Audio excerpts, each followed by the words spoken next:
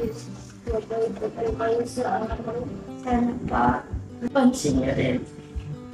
Ano yung hihirapan namin?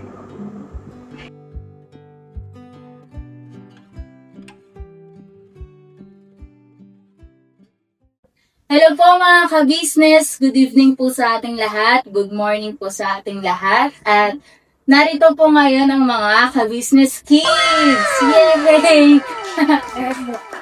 Nagkatapat po na kayo sa vlog ko.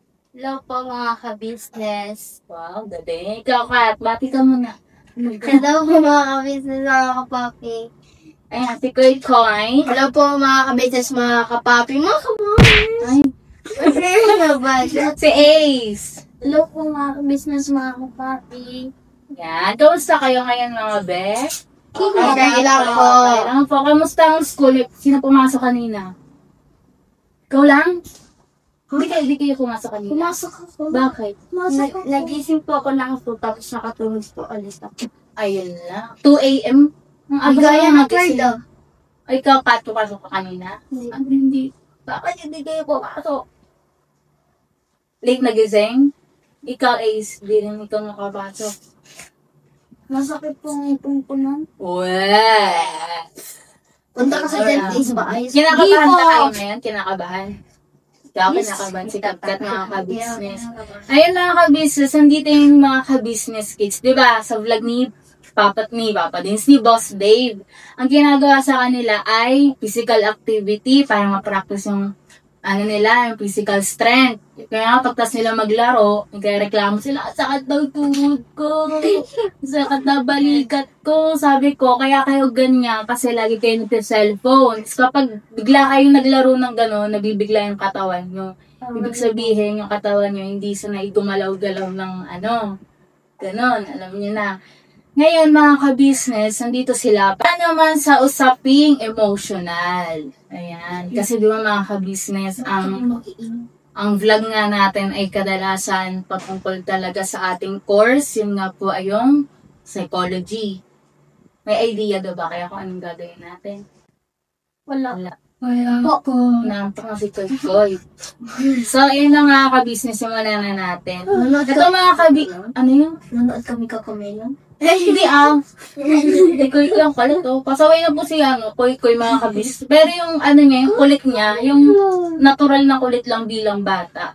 Di naman siya yung parang ng pipikon. Kasi dati mga kabisis, nung unang punta talaga dito nila Koy, sobrang tahimik niya. Eh ngayon, parang nagiging mana na kay Kuya Bay. No, Koy? Bali, ang vlog na ito mga kabisis, hindi lang para sa mga kids, para din po sa mga parents nila, at maging sa inyo din po mga kabis na mga viewers, na parents na, at may mga anak na kasing edad nila. Ilan taong ka nakiya? 10. 10. 10. Si Asian taong na? 8. 8, okay. Saktong-sakto to mga ka-business. Mga ka-business kasi may tinatawag tayong inferiority complex. Ano ba yung tinatawag nating inferiority complex? Sa psychology, ang inferiority complex ay ito yung pakiramdam na parang nasasabi mo sa sarili niya na hindi ako magaling or yung mas mababa ako kaysa sa iba. Pero hindi ibig sabihin nito na parang mahina agad talaga tayo.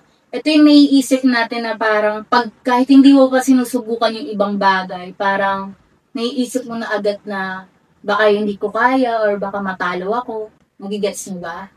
Kasi ito mga ka-business, yung nilagay ko po dito, yung mga words na may intindihan talaga nila. Kaya yung mga words na gagamitin natin, bababawan lang natin. Nagigets mo ba, Kat? Hindi mo nagigets? Si Gio kasi makulit eh. Naintindihan mo yung mga ginagamit nating words. Or hindi masyado. Ikaw kaya, nagigets mo? Nagigets mo siya? Oo daw, ikaw ako. Ikaw Ace. Hindi mo nagigets. Sige, mas papalinawin natin. Halimbawa, sa school. No, may exam, malapit ng exam. Doon na agad yung naiisip mo na baka mababa yung score ko, ganyan. Yun yung tinatawag na inferiority complex. Naiintindihan niyo na example. Kat-kat. Opo. Hindi pa din? Hindi ko ganaw pa po. Ha? Hindi ko ganaw pa po. Hindi ko magana. Bakit? Kumain ka na ba? Hindi po. Hindi pa ito kumain po. Kumain. Ikaw kumain ka na. Hindi po rin. Sige, bahala na kung ano yung sasagot nyo. Kung ano pa yung sasagot nila, mga ka-business yun na po yun. Kung maintindihan man nila, bahala na. At least kayo mga ka-business, di ba, maintindihan nyo, or yung mga anak nyo, syempre. Hindi lang naman para sa kanila to mga ka-business, kundi para sa inyo rin mga viewers natin. So, yun nga po mga ka-business, ang inferiority complex ay, ito na yung nararamdaman nilang, like, kino-compare na nila yung sarili nila, or nagkakaroon na ng takot na baka magkamali. Kasi nga, dahil doon sa mga parents na laging nagagalit sa atin, lagi tayong napapagalitan. At nararanasan to mga ka-business sa early childhood. So, ayun nga, example ko, kapag may activity sa school, feeling mo agad matatalo ka kahit hindi mo pa ginagawa. Maiisip nyo na agad na, ay, hindi ako magaling dyan, hindi na lang ako sasali, ganyan. Sa ate Kia, nakikinig siya. Naintindihan mo yung sinasabi ko. Siguro, feeling ko relate si Kia dito. Sa usapin ganito.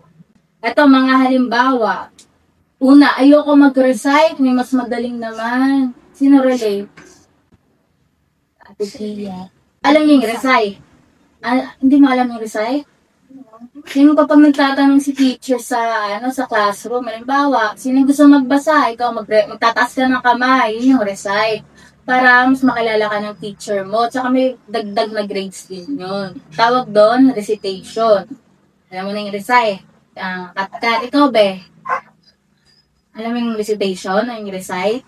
Tataas ng kamay. Yung mga halimbawa ng inferiority complex mga ka-business. Pangalawa, laging naiiyak pag mababa ang score. Feeling nila bobo na agad sila kahit isa lang naman yung mali. Sinong relate doon? Hindi naman. Si Ace. Si Tatka. Ano yung bagay na feeling mo na kapag gusto mong gawin pero minsan nahihiya ka? Pag kumakanta po. Kumakanta, bakit? Kasi po, pag ayaw ko po, pinipilit po ko nila mama. Pero alam mo sa sarili mo na may talent ka sa kanta? Hindi. Ikaw, Kat, ano yung bagay na gusto mong gawin pero minsan nahihiya ka? Pag sumasayaw po ko. Mga sayo, bakit?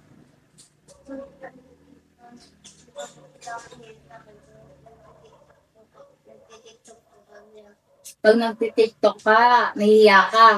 Ikaw, Fon. Sa pagsasagot. Sasagot? Saan?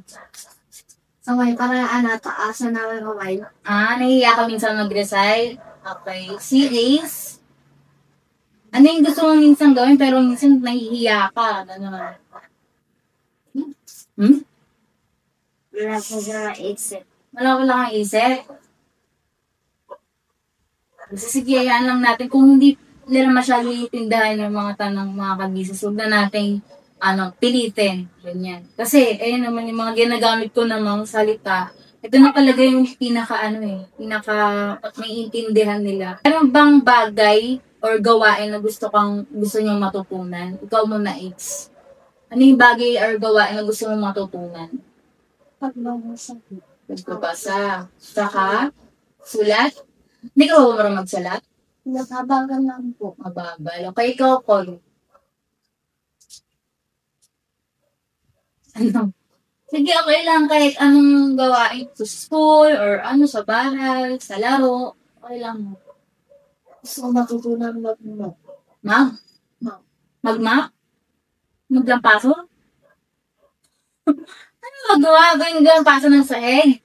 Okay, sige. Ikaw, kanta? Anong gusto mong bagay na gusto mong matutunan? Magbasa ng mabilis. Anong grade mo ba kayo? 5 na po kami. Grade 5. Okay. Magbasa ng mabilis. So, yung pagbabasa mo, hindi pa masyadong mabilis. Okay. Pero marunong ka na magbasa ng Tagalog, be? Mahina. Okay. Ikaw, Pia, ano yung gusto mong gawain na or bagay na gusto mong matutunan? Sumayaw po. Sumayaw? Marunong ka naman sumayaw. Talaga po. Tinuturuan mo ako mag-TikTok eh. May time ba na feeling mo na hindi ka magaling? At ano yung pangyayari na yun? Sa ano po, sa math. Sa math? O bakit? Ano nangyari sa math? Kasi po pag nakakakuha po ako ng 7, line of 7, sinasabi po nila mama na pag sa susunod, pag may line of 7 ka pa, papaluin kita, ginaganon po nila. Doon mo nararamdaman na hindi ka talaga magaling sa subject na yun. Kapag nandun na yung nararamdaman na parang papaluin ka, nandun na yung takot, di ba? Ikaw, Kat, ano yung parang pakiramdam mo, ang hina-hina mo, o hindi ka magaling sa ganung bagay? Nahihiraan ako sa mga subject po. Subject, lahat? O, ikaw, Koy. Sa math po rin. Sa Nahihirapan math. ako. Bakit? Ano? Kala ko kasi 1 plus 1 equals 11. Ay, niloloko mo ko, Koy. Yak na. Sa math ka din nahihirapan. Okay, ikaw, Ace. Ano yung bagay na feeling mo nahihirapan ka talaga doon? Nahihirapan po. Oh, lakas ang boses, ha? Para marinig ng mga Nahihirapan viewers. po ako sa lahat ng subjects. Eto, may experience ba na natawa sa'yo yung iba kasi nagkamali ka? Ikaw, Pia, wala naman. Sa bahay lang. Nasa bahay. Kagaya na, Nung ano po, nagkaroon po ako ng line of 7, tapos tinatawanan po ko nila ate kasi sinasabi po nila na ako nga dati, yung grades ko mataas. Ikaw line of 7 ka lang, ginaganon po nila. ikaw, Katme. Ano yung parang yung ginawa mo, tapos bigla kang pinagtawanan ng kaklase mo, ganyan, kaibigan mo. Grade 5 pa lang po, wala laki. Nagtawanan po ko ng nakaklani ko po kasi daw po lahat daw po na 9 out 7 tapos may po mga 8 po. Pinagtawanan ka kasi mababa yung grades. Ano ni ka, Koy? Ay, kayong maano sa mga classmate ko pinagtatawanan mo. Hindi. Ako yung tumatawa sa Diba? kanila. Sabi ko na eh. Wala ka bang experience na ginawa mo, pinagtawanan ka? Titignan ko lang sila ng nakakainis. Ay, paano? Ganyan si Koy, makapang bumulis. Parang hindi siya pwedeng bulihin mga kabus. Natatakot sila sa akin. O, diba? Sabi ko na yun, galing ka talaga eh. Sino yung madalas nagpaparamdam sa inyo na, kaya yan, si Diego, kaya mo yan, anak. Kasi, ka na, ano siya nang dulo. Yung best friend ko po dati. Bakit dati? Di mo ba best friend niya yan? Kasi po nag-ano po kami, nag-FO po. Ay, FO, ang taray. Parang sa mga ano lang yan na Gen Z kasi sila mga ka-business hindi lang nagkakamali. Gen Alpha ata sila. Meron na din palang FO sa Gen Alpha. Pag sinabi natin FO mga ka-business, friendship over. O bakit kayo nag-friendship over? Kasi po dati may nagka-crush po ako sa school. Oh, Tapos, crush din po ako ng crush ko. Oh, sana ko. Tapos, nalaman po ni mama, kaya in-stop ko na po yun. Tapos siya po, nagka-crush din po siya. Tapos, FO na kayo. May girls code po. Ay, girls code talaga naman mga ka-business. Para po sa mga hindi nakakalam ng girls code, ang ibig sabihin ata nun, halimbawa kami, ni Kia, mag-friend kami. Halimbawa lang mga ka-business na. Tapos, nagkaroon ako ng boyfriend. So, ang tinatawag nating girl code, yung boyfriend ko, bawal niya na i-boyfriend. So, may mga ganun ng mga ka-business sa mga gantong edad nila talaga naman. So, yun, isa siya sa mga nagpaparamdam sa'yo na kaya mo. Isa siya sa mga nagpapalakas ng loob mo, gano'n. Bukod dun sa best friend mo na yun, sino pa? Wala na? Talaga? Si mama, hindi? Minsan lang. Si papa mo naman? Pag kumakanta po ako, tapos sumasayaw. Ikaw, Be, sino na yung madalas nagpapalakas ng loob mo? Halimbawa, yung tatanong ko kay Kia, halimbawa may mga may paligsahan sa sa school. Tapos parang pinapalakas ng loob mo na, sige Be, kaya mo yan, sumali ka dyan, yung mga gano'n. Papalakas ng loob mo na, kaya mong gawin yung isang bagay? Si mama? Hindi. Hindi. Si papa? Daddy tawag mo kay papa, no? Kay papa mo daddy. Si daddy marunong mo, hindi ba ganun? Hindi. Ikaw, Koy, sino nagpapalakas ng loob mo sa school? Ang ano ko, yung BFF ko. Ay, BFF din. O, paano mo nasabi naman? Paano ginagawa sa'yo ng BFF mo pag pinapalakas ang loob mo? Kaya mo yan, Chris! Ay, taray na. Ayaw mo yan, Chris, ikaw, Ace. Sino nagpapalakas ang loob mo? Sa mga bagay-bagay. Nabawa, pag maglalaro, di ba nagtumbang preso kayong nakaraan? Mama. Kadalasan nagsasabi sa'yo na kaya mo yan. Yung mga ganong salitaan. Si Papa po. Wow, si Papa. Ang galing naman. Si Daddy Bornok. Opo. Siya yung nagpapalakas ang loob mo kapag feeling mo hindi mo kaya. Ganyan. Tama? Opo. Opo. Ano yung bagay ngayon na pakiramdam mo, proud ka talaga sa sarili mo? Pag ano po ako sa TikTok, kasi po yung TikTok. Kasi po, gusto ko po sila tulungan gamit po yung TikTok. Kasi po, pag dumami na po yung views mo, pwede ka po magka-pera. Pero sila, mama po, sinasabihan ako na, palagi ka na nagsiselfone, wala ka namang ginagawa dyan. So, parang, ano ba yung sa TikTok? Views yun, di ba? So, napaproud ka sa sarili mo kapag may views yung TikTok mo. Ano ba yung TikTok mo? Ano lang po, mini-vlog. Mini-vlog. Ikaw ba, Kat? Ano yung feeling mo na ginawa mo na napaproud ka sa sarili mo? Ganun. Alam mo ibig sabihin ng proud? Kasi kayo muna. Yahoo! Ay, Oo, yung gano'n. Ano yung yahoo! Nagpapaganon ka sa sarili mo. Yes, nagawa ko to. Ano yun? sa grades. Sa grades, yan. Kasi mga kabis, matataas ang grades ni Koy. So, kapag nakalala mo mataas yung grades mo, syempre, nakaka-proud naman talaga yun, di ba? O, ikaw, Kat, babalik ako sa'yo. Ano yung bagay na kapag nagagawa mo, napaproud ka sa sarili mo? Nagtitiktok po kami ng kapatid ko na si Baby Boy po, sinasabi ko po siya. Pero po, pag tingin ko po, mababang malang po yung ano po ng views. Tapos,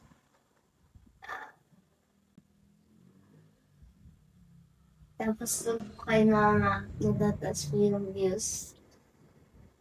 sige na yung mga kabisa. Ikaw, Ace, ano yung kapag nagagawa mo yung bagay na yung nagiging proud ka sa sarili mo? Yung nasasabi mo, yes, ang galing ko, yung gano'n. Huwag ko magtawanan ko eh. Meron ba? Wala. Wala po siyang masagot. Wala daw po siyang masagot mga kabis. Sige, yung mga kabises, yung mga tinanong ko na yon, patungkol nga po yun sa inferiority complex, nararanasan siya dahil sa mga comparison, yung mga pagkukumpara ng mga magulang or yung mga ibang guardian, mga nasa paligid natin. Mamaya mga ka-business, may mga deeper level na, deeper level na, or mas malalim pa na, maaaring mag-open up sa atin yung mga, ka-business kids. Ito mga ka-business, may tinatawag din tayong childhood emotional neglect. Emotional neglect kapag halimbawa hindi ka napapansin or hindi naririnig yung saloobin mo, hindi nabibigyan pansin yung feelings mo. Yun yung tinatawag nating emotional neglect mga ka-business na pwedeng mangyari kapag halimbawa busy ang parents o kaya stress ang mga nakakatanda sa bahay. Like, halimbawa, kapag umiiyak tayo, tapos lagi tayong sinasabihin na, tama na yan, drama-drama mo, nag-iinarte ka na naman. Ganon. Imbis na tinanong nila kung bakit umiiyak. Parang sinasabi pa nila, tama na, arte-arte mo naman. Katik yan, naranasan mo yun. Ikaw, babe. Ulitin ko ulit. Sama. Halimbawa kapag ikaw naiyak ka, imbis na tanongin ko kung bakit ka umiiyak, sasabihin sa'yo, tama na yan, ang arte-arte mo naman. Ginaganon ka ba? Mama mo, papa mo? Ang sagot mo? Opo, ikaw po. Ikaw, Ace. Opo. Opo. Yun yung mga halimbawa ng emotional neglect mga ka-business. Kapag may problema ka ba, minsan hindi ka madalas pinapakinggan. Ganun. Oh, Oh, naranasan mo siya. Ikaw ba? Kat? Halimbawa, may problema ka, tapos hindi ka pinapakinggan ni daddy mo, ni mami. Naranasan mo na ba yun? Opo, ikaw po. opo. O, ikaw, Ace. Opo. Mas madalas ba yung inuutusan ka kaysa naman sa kamustahin ka? Opo, ikaw. Ikaw, Col. Opo, din. Ito si Ace. Opo. Ito mga kabisa, ang tinatawag natin emotional neglect. Ito yung kapag may times na halimbawa, may problema nga yung mga tayo or yung mga anak natin, hindi natin sila nabibigyan ng time para mag-explain or para pakinggan kung bakit nga ganun yung nararamdaman nila. Halimbawa, hindi na nagsasabi kasi nga minsan parang paramdam nila na nabibisi naman yung parents nila or baka mas lalo pa silang pagalitan kapag pag naglabas sila ng saloobin nila. Eto, Ate Tia, may times ba na gusto mong magkwento pero wala kang masabihan? Opo, kagaya na ano yung mga times na yun, madalas ba? Halimbawa ako, pwede mo kwentuhan. Ano yung pwede mong sabihin sa akin? About saan? Family problems. Family problems. Tulad na? Pag si mama po pag naapak or nasasaktan ko po siya, kunyari po, naapakan ko po yung paa niya kahit di ko naman po sinasadya. Pag nagsasorry po ako, sinasabi niya, nagsasorry ka, ang careless mo kasi. Emotional na si Kia nga ka-business. Ikaw ba, may mga gusto ka bang ikwento? Sana, pero wala kang mapagsabihan, ganyan.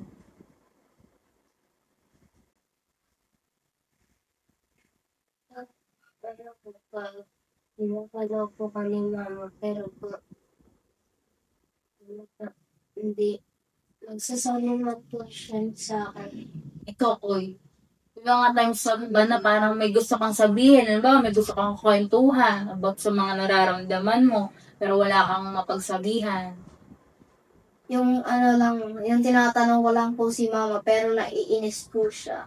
Yun na. Ikaw, Ace. Sa kapag pinapalo po ako ni Papa, pagkatapos niyo po ako panuhin, naaalis po siya. Tsaka babalik, ginag po siya. Yeah. May mga moment ba na umiiyak ka mag-isa lang? May naalala mong pangyayari na umiyak ka na mag-isa ka lang? Kasi po pag sa kwarto po namin, pag natutulog po sila, Papa, sila Mama, pagkatapos po nila matulog, iiwanan po nila yung higaan, tapos ako palagi maglilig. Naiiyak ako pag ikaw lagi ang nag-respect ng ano. Ikaw, Kat. Pag alis po ni Esther po, tapos po nag-cellphone agad po sa Esther, sabi ko po, tigil naman yung cellphone, tulungan mo po ako linis sa kwarto. Tapos ayaw niya po doon, ayaw niya po makitulog, gusto niya lang po mag-cellphone. Tapos inutusan ako, wala nga maglinis sa kwarto. Nina, saan ka parte naiyak doon? Saan parte ka naiyak doon? Sa pagdaan po. Higaan? Hindi ko umiyak nun. Yan na nga ba sinasabi ko. Ay, Okay. Ako di ko rin nagigits sa mga ka-business. Pero okay lang na siguro dito mapapractice yung utak ko paano ko iintindihan yung mga bata. Limbawa, naranasan mo na ba yung pinalo ka ni Daddy Burnok, tapos nagtago ka sa kwarto, ikaw lang mag-isa doon, so umiiyak ka. May naranasan ka ng ganong bagay? O wala pa? Wala pa. Ikaw, Koy, naranasan mo nang umiyak ka, mag-isa ka lang. Hanggang bukas, naiyak pa rin ako. Ano yung pangyayaring yun, naalala mo? Na umiyak ka mag-isa? Yung nag-grounded po kasi ako. Ayun, grounded. Bakit ka na-grounded? Nagpuyat po kasi ako. Ayun lang. Kasi hindi kasalanan ka kaya ka na-grounded. Ikaw, Ace. Naranasan mo nang umiyak ka, mag-isa ka lang. Opo. Ano yung pangyayaring yun? Namimiss ko po ang lolo. Lolo mo? Nasaan ba siya? Patay na. Lolo, kayo ng papa yun? Kay mama o kay papa? Kinami po. Close ba kayo ni Lolo Mabe? Nung bata po kami, palagi po Iiyak mo kami. Nung bata kayo? Palagi po kami na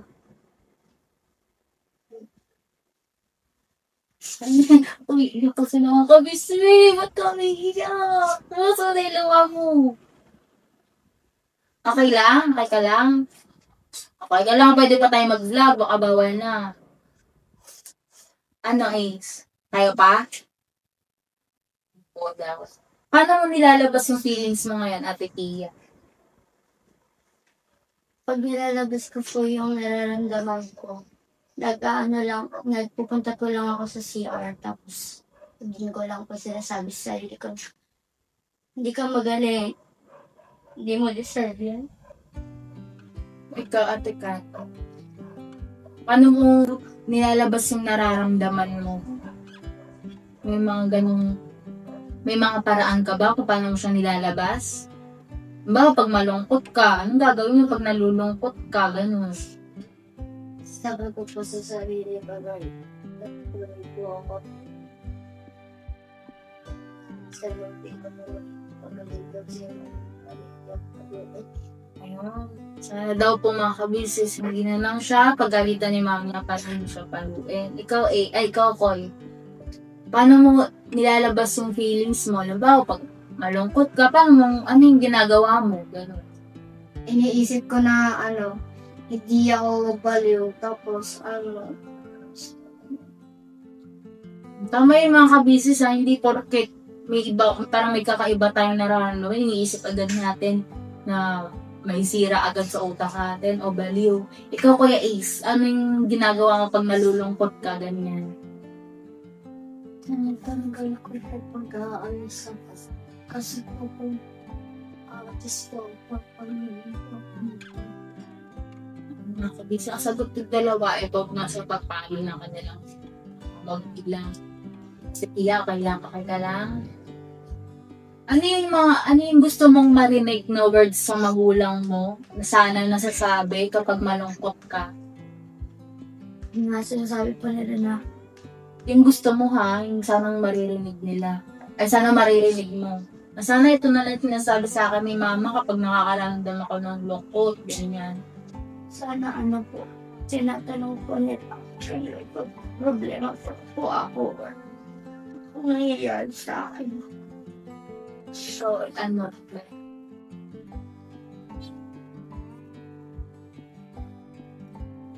yung gusto mong marinig sana kay mama, kay papa kapag nakakaramdam ka ng lungkot, na imbis sa pagalitan ka, ganyan. Pag tulog na po narinig ko, parang nag-aawit po sila mama, papa. Tapos, pag ikaw naman, kapag nakakaramdam ka ng lungkot, ano yung gusto mong sabihin sa'yo ni mama? Ganyan. Sana pwede nila po nila nag-aaway. Ano hindi na sila nag-aaway? Ikaw, Koy, ano yung sana mo na, halimbawa, pag nalungkot ka, pinagalitan ka ni mama mo, ano yung sana ito na lang sabihin sa akin ni mama? Dati kasi Oo. po, masungit po si mama, tapos palagi po napapagalitan. Ang gusto ko lang po marinig sa kanya dati, so hinahanap na palagi kitang pinapalo. Gusto mong makarinig din ng sorry galing kay mama, ganyan. Ikaw, Ace. Ano yung gusto mong marinig kay mama mo o kay papa mo kapag nalulungkot ka?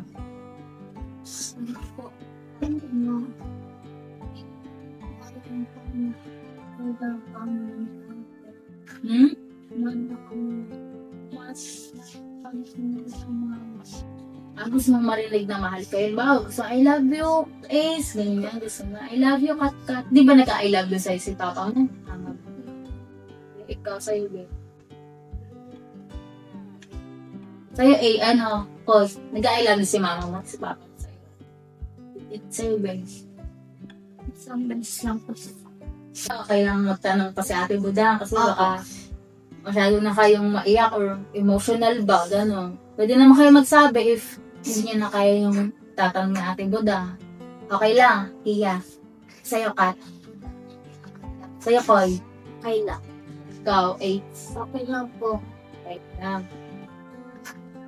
Ito mga ka-business, nakita natin, diba, kahit ganyan, kanina parang hindi nila magets yung mga tinatanong natin, pero unti-unti, nalalabas na nila yung mga feelings nila, yun nga, na sana, nagsasorry sa akin si mama, si papa, sana nag-I love you sila sa akin, ganyan. Kasi sa mga ganyang age, mga ka-business, dyan na napapractice kung paano ma-manage yung feelings nila, na dyan nila unti-unting natututunan na ay, ganito, pag nagkamali ako, okay lang pala. Hindi naman siya to the point na parang ikapababa ng self-esteem nila. Ganun mga kabis. Kapag nahubog natin sila sa mga ganun mga kabises, mapapataas natin yung self-confidence nila na magtiwala pa sa sarili nila kung ano yung kakayahan nila. Kasi, dyan mga kabises, dyan pa lang nila na-discover kung saan sila malakas, kung saan sila mahina. So ngayon, mga ka-business, ating mga parents, kapag yung kung saan lang sila mahina, kung yun lang lagi yung napupunan natin, syempre, sa kanila, mawawala na sila ng tiwala sa sarili nila. So ito mga ka-business, siguro ito na yung panghuling part natin. Ito yung mga pagpapayo. Siguro, ito sa inyo, magpapayo ko, ni Ate Budang, normal lang minsan na maisip natin na hindi tayo kasing galing ng iba. Ang importante, sinusubukan natin. Okay lang yun. Kasi gano'n naman talaga, normal lang kahit lumaki kayo, may mas magaling talaga sa inyo. Halimbawa, naiisip mo yung bagay na kaya mo, maliit lang. Matuto ka pa rin na ipagmalaki yun. Gets nyo? Mga ka-business para sa mga magulang, bigyan ng positive feedback ang mga bata kahit sa mga maliit na bagay lang. Ayun nga, iwasan yung pag-compare sa ibang kids. Pakinggan ang bata at ipakita sa kanila na proud tayo sa effort nila, hindi lang sa resulta. Ano ibig sabihin yan? Halimbawa, sumali sa competition, hindi nanalo. Ipakita pa rin natin sa kanila na proud tayo na ginalingan nila. Hindi lang yung titingnan natin na bakit ka natalo? Hindi ganun mga kabis. Dapat ang purihin natin kung paano sila nag-effort. Diba, Ate Kia? Ano pa mga ka-business? Maglaan ng quality time at atensyon kahit ilang minuto lang mga ka-business sa isang araw. Kasi mga ka-business doon nga na doon nila mapifeel na safe sila sa mga magulang nila. Safe sila mag-open sa mga magulang nila. Kasi dyan talaga yung tendency na, di ba, yung mga ibang kabataan, lalo na kapag nasa teens, ang kadalasan nag-open up sa mga kaibigan kasi hindi nila nararamdaman yung safetyness sa mga magulang kasi ayun nga, lumaki sila na walang time yung parents nila sa kanila. Patungkol naman po sa childhood emotional neglect, ang may papaya ko lang sa inyo ulit mga kids, Ate Kat, minsan hindi ka agad napapansin na malungkot ka o may problema ka. Pero hindi ibig sabihin nun, hindi na tayo mahal ng parents natin. Minsan talagang busy lang sila or may mga mas mabigat pa silang problema na dapat unahin. Kaya minsan talagang hindi na tayo napapansin. Pero huwag natin isipin na hindi na tayo mahal. Ito, pwede mong, halimbawa, kung may mga nararamdaman tayo, nalulungkot tayo, pag feeling natin walang nakikinig sa atin ng pwede natin gawin, sulat natin yung nararamdaman natin. Parang diary, alam niyo yan, diary. Ayun, halimbawa, itong araw na ito, malungkot ako kasi ganyan. Ang sa mga ganun parang mga ka-business, parang mga practice na nila kung paano i-acknowledge yung tunay nilang nararamdaman. Ito mga ka-business, para naman po sa mga magulang, mahalaga na, ayun nga, nakakasabi tayo sa kanila na ang galing mo, anak, sorry, ganyan. Kahit paminsan-minsan lang mga ka-business. Ito, para sa mga magulang pa rin mga ka-business, pakinggan ng bata at i-validate ang kanilang feelings. Huwag natin sila palaging yung bubulyawan agad-agad. Matututin natin silang intindihin. At panghuli mga ka-business, huwag i-dismiss ang lungkot o takot ng mga bata dahil ayun nga, may tendency, may emotional impact ito sa kanilang emotional development sa paglaki nila. Ayun lang mga ka-business, sana po naging malinaw sa inyo yung topic natin about sa inferiority complex. Yun nga, yung natatakot na yung mga bata sumubok kasi lagi silang kino-compare sa iba. At yung pangalawa, yung tinatawag natin childhood emotional neglect. Ito nga yung hindi na natin minsan napapansin yung mga anak natin. Ayun lang. Okay lang kayo? Halimbawa pa mapapanood to ni mama mo, kuya, o ni papa mo, anong gusto mong sabihin sa kanila?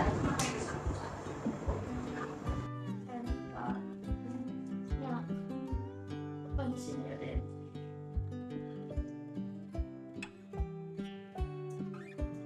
Ano yun? Ikihirapan namin. Ikaw, Kat.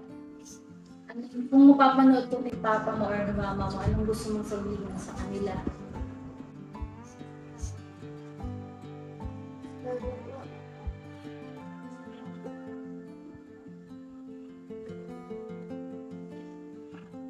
Sige, okay lang yan. Ito makakit. Saan lang naman tayo magsabi sa mga magulang natin, kahit sa ganitong paraan man lang, diba? Malabas natin yung saloobin natin.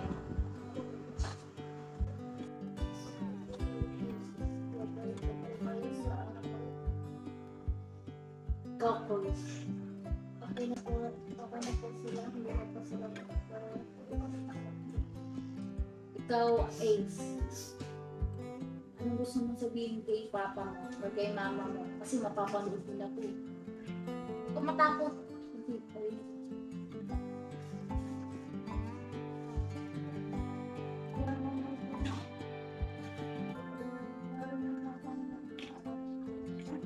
Ha? Sana?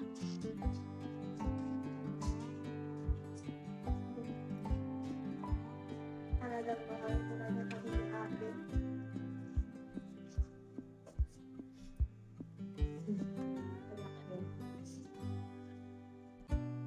Na, dali lang. Dito. Ikaw, Paul. Dito na kayo. Eh, salita na dito kung ka masubuyit. Huwag kang iiyak ka. Okay lang yan. Okay lang maiyak. Okay? Yan, sana mga kabisnes tong vlog na to ay nakatulong sa inyo din mga parents na i-check yung mga anak natin kung kamusta na sila. At syempre sa mga parents ng ka-business kids. Ay lang mga ka-business, salamat po sa pagsama sa aking vlog. At sana nagsilbi itong eye-opener sa ating mga magulang. Ngayon na po mga ka-business, never say goodbye. Tomorrow is another day. Hirabana. Okay din na po. Ayun mga ka-business, so, may ice cream sila para kahit papano gumaan ang kanilang pakiramdam. Kasi umiyak. At di ba mga ka-business, may tatawag na ice cream therapy. Ganon. Pag nakakaramdam ka ng konting lungkot. Ayun, yung ice cream nagpapagaan yan ng ating feelings. Ayan. Ayun lang mga ka-business. Ayun lang mga ka-business. Bye-bye.